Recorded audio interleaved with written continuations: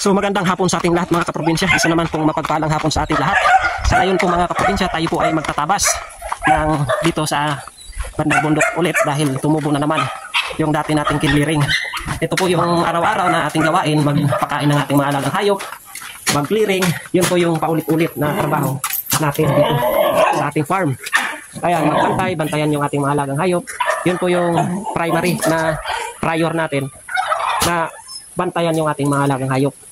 Ayan mga kaprobinsya yung ating itik, magpakain ng ating mga alagang aso, baboy, manok, pato, pabo, ayan, bingala, at i-monitor sila. Tayo po ay maghahasa mga kaprobinsya.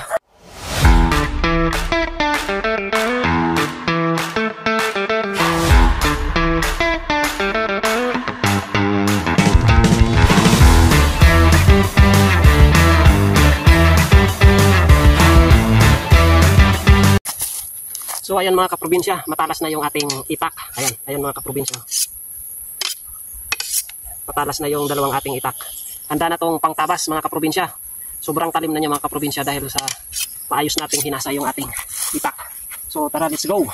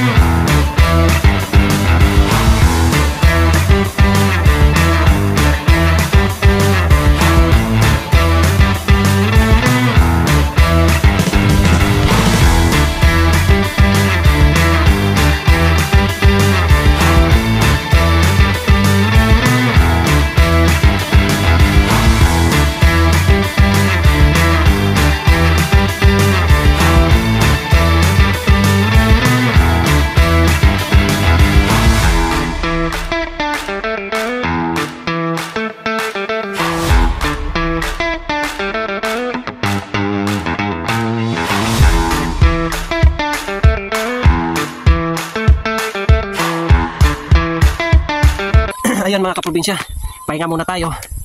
Punta tayo dun sa bundok. Pasyalan natin yung kabilang bundok na area natin. Pahinga muna tayo dahil hapon naman. Hapon na at marami pa tayong pakakainin mga dagang hayop. Yung ating mga itik, kailangan natin pakainin. Yung ating baboy, mga alagang aso. Kaya pahinga muna tayo mga kaprobinsya. Ikot tayo dito sa kabilang area natin. Kasi minsan na lang tayo makaakyat dito. Ayan mga kaprobinsya. Ito yung ehersisyo na natin. Ito na yung body ehersisyo na natin. Exercise natin araw-araw. Akyat, baba sa bundok, magtabas, pabalik-balik, ikot-ikot. Ganun po mga kaprobinsya. Meron pala akong natandaan na naman na pugad ng bingala mga kaprobinsya. Yung kinuha ko to doon sa kabila, nung kinuha ko yung itog, lumipat na naman. So napansin ko nandito nung nakaraang araw. Tapos isang punta ko rito, nakita ko agad yung pugad. Nandito mga kaprobinsya, pakita ko sa inyo. Ayan o. Ito pa mga kaprobinsya yung tumubo na naman, nakindiring natin. Ayan o. Ayan. Yung pababa na to. At ito yung plano kong i-clearing. I-clearing na naman. Kasi ito, yung pababa na yan. Ayan mga kaprobinsya. Linisin na naman natin to para malinis yung ating area. Kasi yung mga nagkakahoy mga kaprobinsya, yun ay puputulin natin na nagiging gubat. Yun ang dapat maintain natin yung ating area na malinis yung ating area. Ayan. Dito ko nakita mga kaprobinsya ng itlog na naman. Tulad nito mga kaprobinsya, tumutubo. Lumalaki ito mga kaprobinsya. So dito ko nakita ng itlog yung bingala. Kaprobinsya. Ayan. Hindi pa nakikita ng aso yan. Ayan mga kaprobinsya, dyan ang itlog. Isang punta ko lang dito. Kita ko agad. Ayan, 4 na yung itlog. Bago lang mga kaprobinsya. Ayan. Ayan. Kita ko sa inyo. Ayan o, pugad ng bingala. Ayan, naghukay sila. Yan po mga kaprobinsya. Ayan o, naghukay sila. Tapos, dyan lang sila. Ayan o, medyo madilim kasi sa ilalim. Kaya dyan sila ng itlog. Hayaan lang natin mga kaprobinsya kasi hindi pa naman umuulan. Na dapat sana takpan natin yan. Kung nakadala tayo ng itak, ayan sana anahaw. Takpan natin. Kahit umulan-ulan ng kung mahina naman, wag muna natin kunin. Pag mga 10, 12 na, tapos biglang ulan, kunin natin para panliliman naman natin. Kasi may pagbibigyan tayo. Yung gustong mag-alaga, bibigyan natin. Yun yung aking agul dito sa ating area. Pamimigay natin. Puntahan natin mga kaprobinsya yung pinya. Yung pinya doon sa dito sa kabilang area. Yung dating natandaan natin sa area pa natin yun. May bunga, baka hinog na mga kaprobinsya. Ayan yung sinunog natin, oh. Ayan, oh. Ayan, oh. Ayan. Malinis na. Itong portion na to. Isasama natin to mga kaprobinsya. Isasama natin to. Sa in-spray ko na to eh. Mamamatayan. In-spray ko na yan. Ayan, oh. Tulad niyan mga kaprobinsya. Ito, tumutubo na naman. Yan, ito yung isa pa sa tatrabahoy natin. Kasi tumutubo na naman, oh. Ayan, oh. Tumataas. Tumataas na naman. Kaya, yan ang isa pang trabaho natin mga kaprobinsya. Isang araw lang yan, kaya natin tapusin yan. Sana wala pang kumuha nung ano. Ayan, may pinya mga kaprobinsya. Ayan, oh, bunga. Ayan, pinya. Ayan. Meron na dito sa, siguro huwag na yun. Ayan, oh.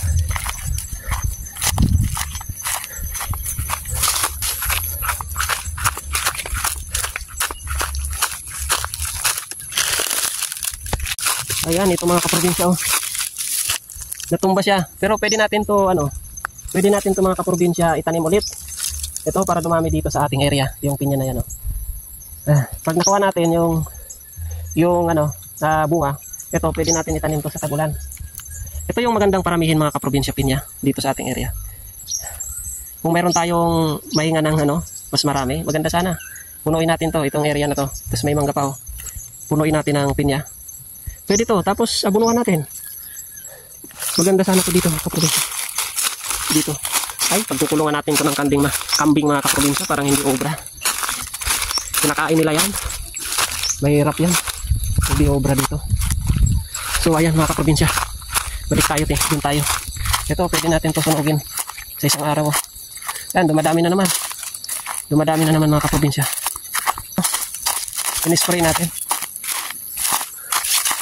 Kung may epekto ba. Ayan, ito yung forma ng lupa natin mga kaprobinsya. Babakit. Burol talaga mga kaprobinsya. Yung forma ng ating lupa. Tinatsaga natin kasi ito yung bigay ng Panginoon. Ito yung bigay ng Panginoon sa atin. Kaya ipagpasalamat natin na mayroon pa rin tayo sariling lupa. Ayan, oh. Ayan mga kaprobinsya, oh. Kita nyo yung. Ito, tumutubo na naman mga kaprobinsya. Tumutubo na naman. Tumutubo. Pero ang dyan mga kaprobinsya, ang kagandahan, pag ito lagi natin malinis, lagi nating natatabas yan, hindi na sila lalaki. So madali na lang natin pinisin yan mga kaprobinsya. Kasi hindi na siya hindi na siya yung dating gubat. Yung dating gubat talaga matindi yung sakripisyo natin. So ayan mga kaprobinsya, pag dito tayo sa tuktok ng bundok, oh. Tingnan nyo yung mga bundok na yun, ang mataas mga kaprobinsya. Ayan. So ayan mga kaprobinsya, ito po yung maghapon na ating trabaho dito sa ating area. So nung umaga mga kaprobinsya, hindi ako makapagtrabaho pala kasi kailangan magsaing muna ako dahil mag-isa lang po ako dito mga kaprobinsya. Kailangan ko muna magsaing bago magtrabaho. Kanina mga alas 10 na tayo nakapagtrabaho mga kaprobinsya. Yun yung nag-spray tayo ng herbicide. Tapos nung hapon naman, kasi alas 2 mainit pa, ayun, naghasa muna tayo alas 3, tapos nagtabas naman tayo. Ito po yung araw-araw na trabaho ko dito sa ating area. Yun bang paulit-ulit, lagi tayong nag-clearing, nagtatabas. Yun po yung buhay ko na dito sa probinsya. Kisa naman po wala tayong gawin, tapos manunod lang tayo ng TV, tapos yun lang gagawin natin, pahiga-higa, tulog.